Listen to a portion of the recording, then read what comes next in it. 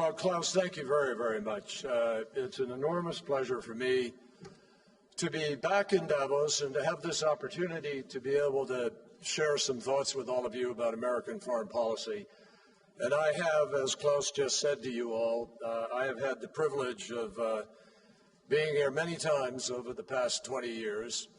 I always appreciate the diversity of thought and the thirst for new ideas that really characterizes this forum. It's safe to say that Davos pushes the limits of thinking, tries hard to find the new thinking, and that's really what makes this forum so special. So, Klaus, I congratulate you on many, many years of putting together a really remarkable venue for everybody.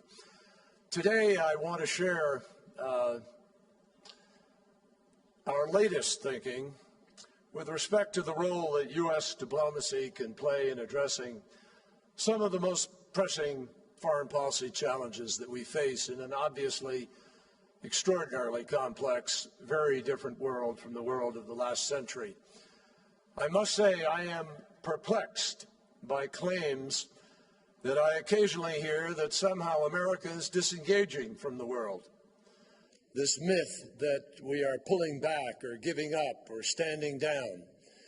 In fact, I want to make it clear today that nothing could be further from the truth. This misperception, and in some case driven narrative, appears to be based on the simplistic assumption that our only tool of influence is our military, and that if we don't have a huge troop presence somewhere, or we aren't brandishing an immediate threat of force, we are somehow absent from the arena. I think the only person more surprised than I am by the myth of this disengagement is the Air Force pilot who flies the Secretary of State's plane. Obviously, our engagement isn't measured in frequent flyer miles. That would be pretty nice if I got a few, as a matter of fact. But it is really measured, and I think serious students of foreign policy understand this, it is measured by the breadth of our global commitments, their depth, especially our commitments to our allies in every corner of the world. It is measured by the degree of difficulty of the crises and the conflicts that we choose to confront. And it is measured ultimately by the results that we are able to achieve. Far from disengaging, America is proud to be more engaged than ever, and I believe is playing a critical role, perhaps as critical as ever, in pursuit of peace, prosperity, and stability in various parts of the world. Right here in Europe, we are working with our partners to press the government of Ukraine to forego violence, to address the concerns of peaceful protesters, to foster dialogue, promote the freedom of assembly and expression. And I literally just received messages before walking in here of the efforts of our diplomats on the ground working with President Yanukovych to try to achieve calm and help move in this direction in the next days. We will stand with the people of Ukraine. We're also making progress towards finalizing the transatlantic trade and investment partnership, which would link the world's largest market, the EU, with the world's single largest economy, the United States, raising standards and creating jobs on both sides of the Atlantic. In the Asia-Pacific region, we are negotiating the Trans-Pacific Partnership, which will similarly encourage a race to the top, not the bottom, as it unifies 40% of the world's economy. The United States is working extremely closely with China and our allies in the region in order to address North Korea's reckless nuclear program, and also on diplomatic priorities like disaster relief and development. I was recently in the Philippines, and in a few weeks I will be back in Asia, my 5th trip as Secretary of State within a year. We are working with our ASEAN partners to discourage escalatory steps and conflict in the South China Sea, and this is a critical part of the President's rebalance to Asia. Across Africa, the home to 7 of the world's 10 fastest-growing economies, we are investing heavily in both development, trade, and in the Great Lakes region. We just recently helped end an armed rebellion, demobilizing the M23 armed group. And just yesterday, thanks to our diplomatic intense engagement on the ground, we have helped to achieve a ceasefire in South Sudan. And I can tell you that almost every day during the so-called Christmas break, I was on the phone to either President Kiir or to former Vice President Riek Machar or to the Prime Minister of Ethiopia or President Museveni of Uganda as we worked diligently to try to move towards peace. Closer to home, we just completed a U.S.-Canada-Mexico summit in Washington last week in preparation for our leaders who will focus on increased cooperation in our hemisphere, the North American effort for renewed entrepreneurship, renewable energy, and educational exchanges. So after a decade that was perhaps uniquely and in many people's view, unfortunately, excessively defined foremost by force and our use of force, we are entering an era of American diplomatic engagement that is as broad and as deep as any at any time in our history. And such are the responsibilities of a global power. The most bewildering version of this disengagement myth is about a supposed retreat by the United States from the Middle East. Now, my response to that suggestion is simple. You cannot find another country, not one country, that is as proactively engaged, that is partnering with so many Middle Eastern countries as constructively as we are on so many high-stake fronts. And I want to emphasize the last point, partnering. We have no pretense about solving these problems alone, nor is anyone suggesting, least of all me, that the United States can solve every one of the region's problems, or that every one of them can be a priority at the same time. But as President Obama made clear last fall at the United Nations, the United States of America will continue to invest significant effort in the Middle East because we have enduring interests in the region, and we have enduring friendships with countries that rely on us for their security in a volatile neighborhood. We will defend our partners and our allies as necessary, and we will continue to ensure the free flow of energy, dismantle terrorist networks, and we will not tolerate the proliferation of nuclear weapons. Now, in reality, all three of these challenges and the relationships that surround them and accomplishing all of these goals requires, in President Obama's words, for the United States to be engaged in the region for the long haul. From security cooperation with our Gulf partners, like Saudi Arabia and the United Arab Emirates, with whom we are both discussing longer-term security framework for the region, as well as to helping countries in transition like Tunisia, Libya, Egypt, Yemen, to countering al-Qaeda and its affiliates, to ensuring stability for the world shipping lanes and energy supply. There is no shortage of the places where we are engaged in the Middle East. So the question isn't whether we're leaving. The question is how we are leading.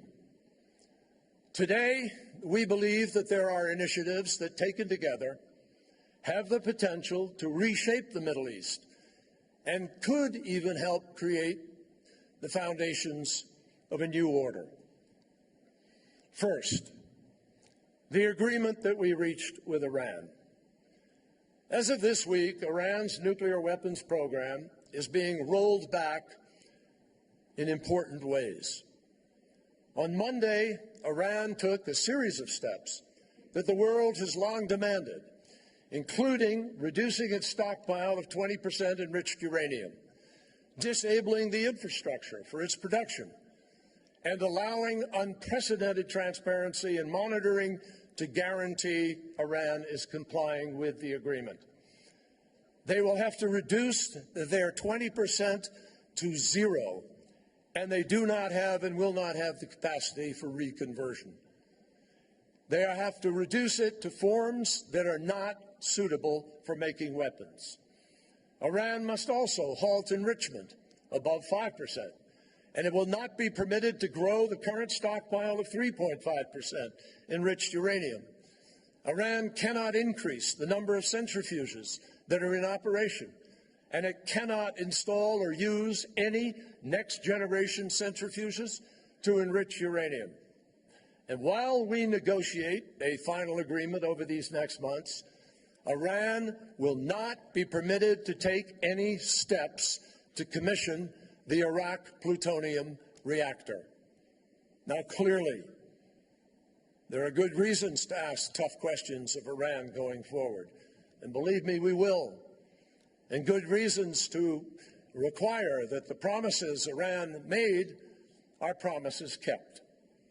Remember, we certainly haven't forgotten, there is a reason that the world has placed sanctions on Iran. There's a reason why they exist in the first place. And there's a reason why the core architecture of those sanctions remains in place. And that is why this effort is grounded not in trusting, not in words, but in testing. And that is why now inspectors can be at Fordow every day. That wasn't the case before the agreement we struck. Inspectors can now also be at Natanz every day. That's also new, thanks to the agreement we struck. And inspectors will visit Iraq plutonium plant every month, and they are under an obligation to deliver the plans for that plant to us. Taken all together, these elements will increase the amount of time that it would take for Iran to break out and build a bomb, the breakout time, as we call it. And it will increase our ability to be able to detect it and to prevent it.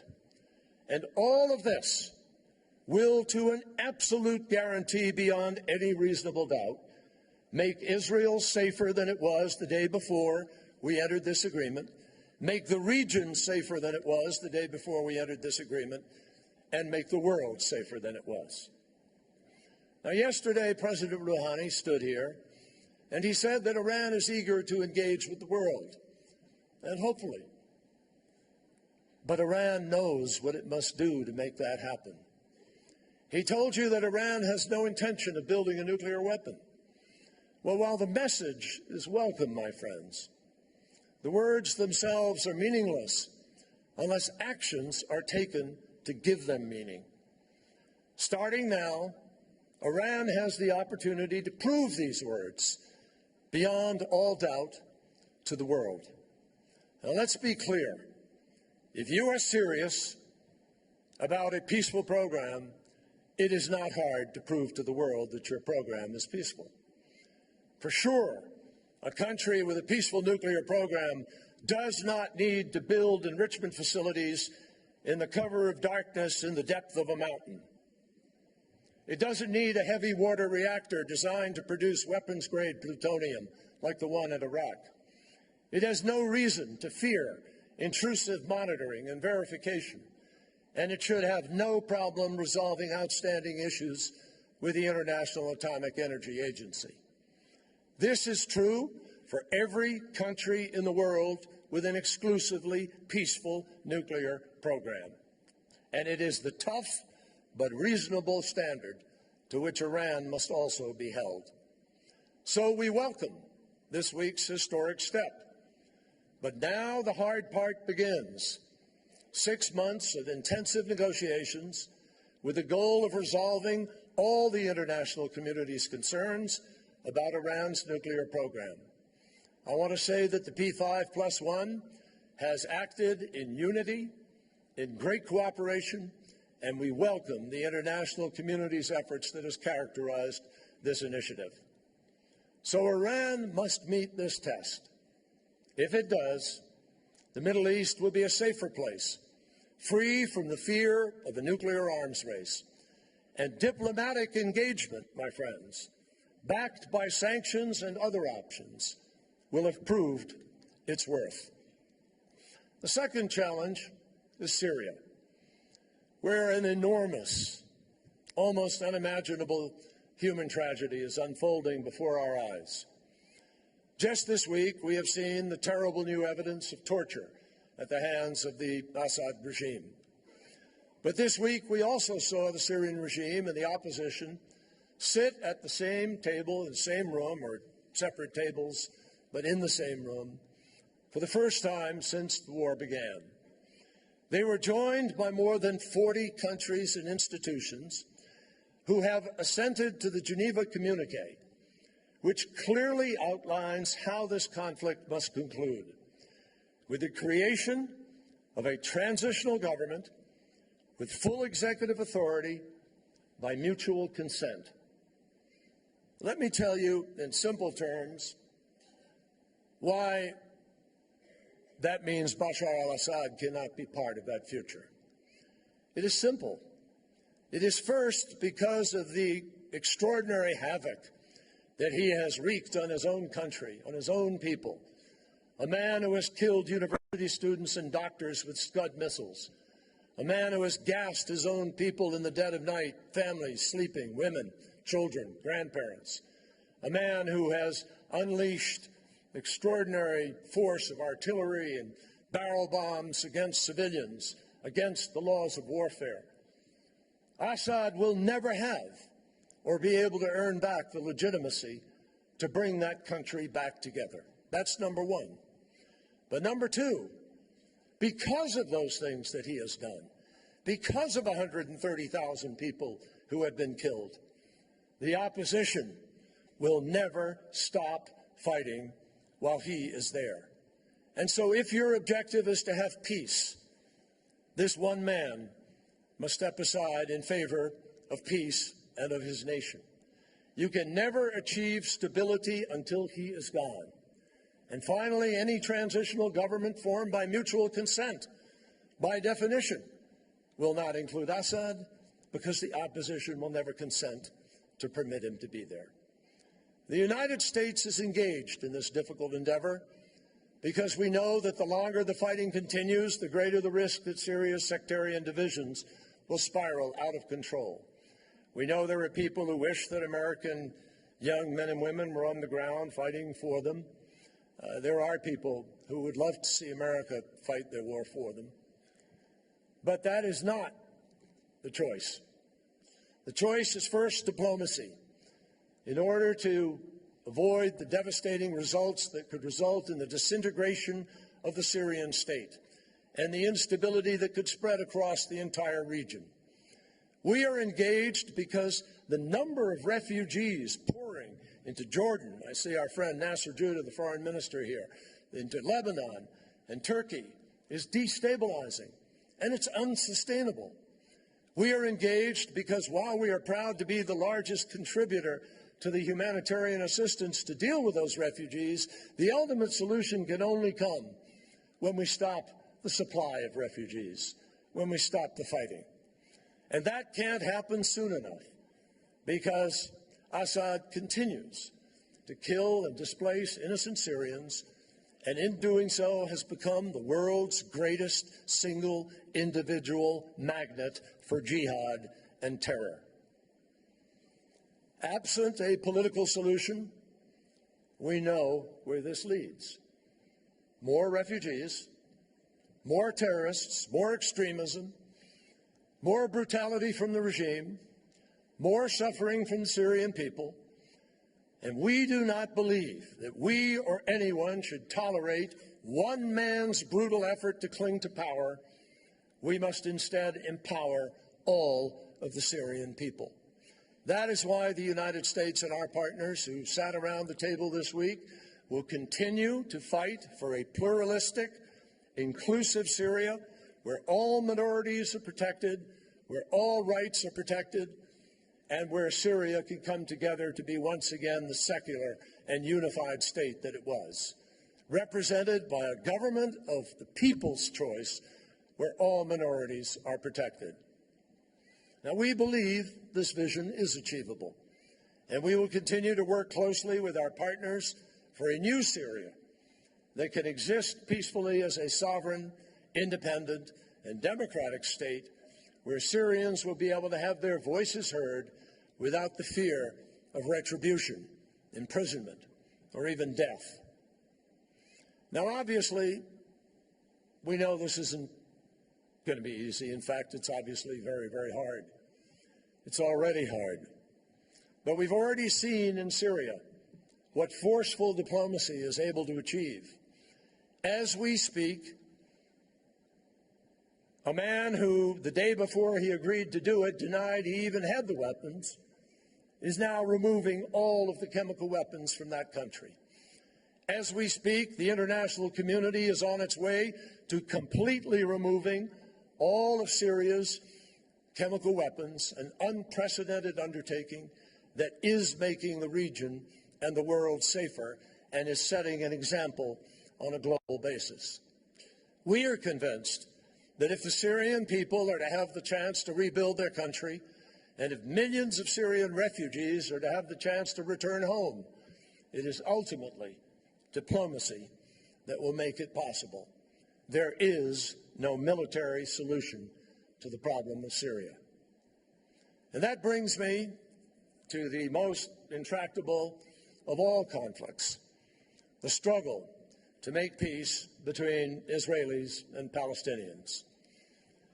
Every time I meet my foreign counterparts, anywhere in the world, when they visit me in Washington or when I travel to their countries, I am not kidding you when I tell you that invariably the first issue that they ask me about is the challenge of Middle East peace. It may seem improbable to you, but I'm telling you it's absolutely true. From Asia to Latin America to Africa, all through Europe, this question lingers. This intractable conflict has confounded administration after administration, prime minister after prime minister, leaders, and peacemakers. And they always ask me this about the Middle East even before they complain about what we're doing or not doing, ironically. Despite this global interest, my friends, people still ask me, I'm astonished by it, why, with all the troubles in the world, and in the Middle East in particular, why is the Obama administration so focused on trying to forge Israeli-Palestinian peace? And obviously I've had that question directed at me in personal and in other ways. Well, the reason that we are so devoted to trying to find a solution is really very simple. Because the benefits of success and the dangers of failure are enormous for the United States, for the world, for the region, and most importantly, for the Israeli and Palestinian people. After all the years expended on this, the last thing we need is a failure that will make certain additional conflict. There are some people who assert this may be the last shot. I don't know the answer to that. I don't want to find out the hard way. But I want you to consider what happens if talks fail. For Israel, the demographic dynamic will make it impossible to preserve its future as a democratic Jewish state. Israel's current relative security and prosperity doesn't change the fact that the status quo cannot be sustained if Israel's democratic future is, in fact, to be secured. Today's status quo, my friends, I promise you, will not last forever. President Abbas is committed to negotiation and to nonviolence. But failure will only embolden extremists and empower hardliners at the expense of the moderates who have been committed to a nonviolent track to try to find peace. And what would happen in the West Bank without that commitment to nonviolence? The Israeli and Palestinian members of Breaking the Impasse Initiative who are here today know well what is at stake. Israel's economic juggernaut is a wonder to behold. Prime Minister Netanyahu was able to talk to you about it here today. But a deteriorating security environment and the growing isolation that could come with it could put that prosperity at risk. Meanwhile, if this fails, Palestinians will be no closer to the sovereignty that they seek, no closer to their ability to be the masters of their own fate, no closer to their ability to grow their own economy, no closer to resolving the refugee problem that has been allowed to fester for decades. And if they fail to achieve statehood now, there is no guarantee another opportunity will follow anytime soon. This issue cannot be resolved at the United Nations. It can only be resolved between the parties. If peace fails, the region risks another destabilizing crisis. One unilateral act from one side or the other will beget another, and yet another, and another, until we have fallen yet again into a dangerous downward spiral at a time where there's already too much danger in the region. And you know what's interesting? We often spend so much time talking about what both parties stand to lose without peace that we actually sometimes forget to talk enough about what they stand to gain from peace. I believe that the fact that peace is possible, especially in a region with so much tension and turmoil, ought to motivate people. Palestinians stand to gain, above all else, an independent, viable, contiguous state, their own place among the community of nations. Imagine this time next year here in Davos, if Palestinian businessmen and government leaders from the state of Palestine are able to pitch the world's largest investors a host of projects from the Palestinian Economic Initiative. And imagine if they could be invited to participate in building a new state with new jobs, new infrastructure, and a new life free from occupation. And for Israel, the benefits of peace are enormous as well, perhaps even more significant. For starters, no nation on earth stands to gain so many new economic partners so quickly as Israel does, because 20 additional nations of the Arab League and 35 Muslim countries stand ready under the Arab Peace Initiative to all recognize Israel and normalize relations the moment a peace agreement is reached.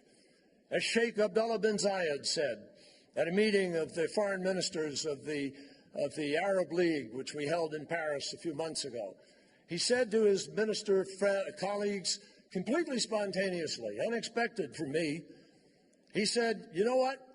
After peace, Israel will enjoy greater economic benefit from relations with the Gulf than it now enjoys with Europe. That's the foreign minister of the United Arab Emirates. Just imagine what that would mean for commerce and trade. Stanley Fischer, the former governor of the Bank of Israel, who President Obama has nominated to serve on our own Federal Reserve Board, said that a peace agreement with the Palestinians could boost Israel's GDP by as much as 6% a year. And together, the Jewish state of Israel and the Arab state of Palestine could develop into an international hub for technology, for trade, tourism, unbelievable tourism, the holy sites of the world, of the major three religions. This would invigorate a region. It is long past time that the people of this great and ancient part of the world became known for what they can create, not for the conflicts that they can perpetuate. It is long past time that Jerusalem, the crucible of the world's three great monotheistic religions, becomes known not as the object of constant struggle, but as the golden city of peace and unity, embodying the aspirations of Israelis and Palestinians alike. The truth is that after decades of struggling with this conflict, we all know what the end game looks like. An independent state for Palestinians wherever they may be, security arrangements for Israel that leave it more secure, not less, a full-phased final withdrawal of the Israeli army, a just and agreed solution to the Palestinian refugee problem, an end to the conflict and all claims, and mutual recognition of the nation-state of the Palestinian people and the nation-state of the Jewish people. That is our destination. And the real challenge is not what is it, it's just how to get there. How to get the leaders and the body politic of both places to make the courageous decisions necessary to embrace what would be fair and what would work. That's why I am working with President Abbas and with Prime Minister Netanyahu to achieve a framework for the negotiations that will define the end game and all the core issues, and provide guidelines for the negotiators in their efforts to achieve a final status peace agreement. I have watched over 30 years in the United States Senate. I was on the lawn in Washington when the great handshake took place.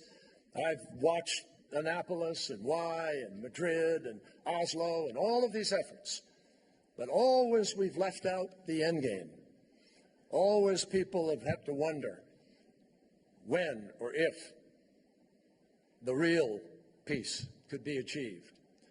One of the biggest challenges in reaching this agreement, I will tell you, my friends, is security.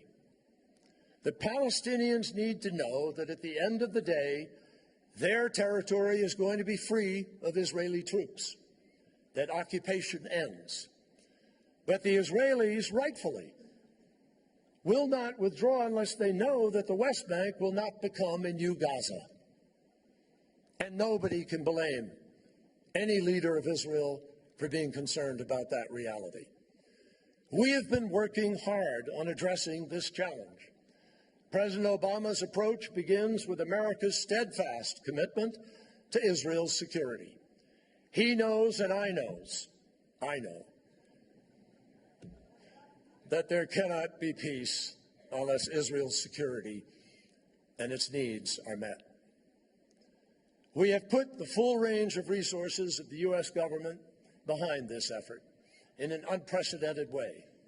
For the past 9 months, a team led by General John Allen, a 4-star general and one of the most respected minds in the U.S. military, has been engaged in a comprehensive security dialogue with our Israeli and Palestinian counterparts. Based on his efforts, we are confident that together with Israel, working with Jordan, working with the Palestinians, working with us, all of us together can create a security structure that meets the highest standards anywhere in the world. And by developing a layered defense that includes significantly strengthening the fences on both sides of the border, by deploying state-of-the-art technology with a comprehensive program of rigorous testing, we can make the border safe for any type of conventional or unconventional threat from individual terrorists or a conventional armed force. We are well aware that technology alone is not the answer, but we also know that it can play a key role in helping to secure the Jordanian border, just like Iron Dome has played a key role in securing Israel's southern communities. Security is a priority because we understand that Israel has to be strong to make peace. But we also believe that peace will make Israel stronger. We are convinced that the greatest security of all will actually come from a two-state solution that brings Israel the lasting peace and secure borders that they deserve, and brings Palestinians the freedom and the dignity that they deserve. As committed as we are, it is ultimately up to the Israelis and the Palestinians to reach an agreement on how to end this conflict. Make no mistake, this will require difficult political decisions and painful compromises on both sides. These are emotional issues. many embedded in age-old narratives. At the end of the day, it is up to Prime Minister Netanyahu and President Abbas to recognize what the world has recognized, that peace is in the best interests of their people. But that makes it no less true that at every level, everybody has a role to play. The Arab League and the European Union have already shown how they can pave the way for peace, and they have been unbelievably cooperative, and we're grateful for their help. I thank King Abdullah of Jordan and Nasser Judah and the extraordinary efforts of Jordan to help move this. The Arab League, Nabil al-Arabi, and Khalid Atiyah, the leader of the Arab League follow-on committee that is working month to month to stay current and to be engaged in this. Many states have made contributions to the Palestinian economy, including a micro-infrastructure initiative that is making a difference to people's everyday lives. Many companies, including some of you here, have invested in both Israel and the Palestinian territories, and you've shown the difference that the private sector can make in this endeavor. And all of you can make a positive contribution by dismissing, please, the all too easy skepticism, by seeing the possibilities, and by building the momentum for peace. Successful diplomacy, like the conversations here at Davos, demands the kind of cooperation that has to come from many stakeholders. As Klaus Schwab says, in an interconnected world, all challenges must be addressed on the basis of togetherness. That is true whether you're talking about this peace effort, or about what we must achieve in Syria, or about what we must ensure in Iran. Intensive, creative, strong diplomacy requires cooperation. And that is exactly why the United States is so engaged in the Middle East and around the world, and why we will stay so. As our friends and partners take courageous steps forward, they can be assured that President Obama and his administration will remain engaged for the long haul. But we will also confront these challenges with the urgency that they deserve. We dare not, and I assure you, we will not miss this moment. Thank you.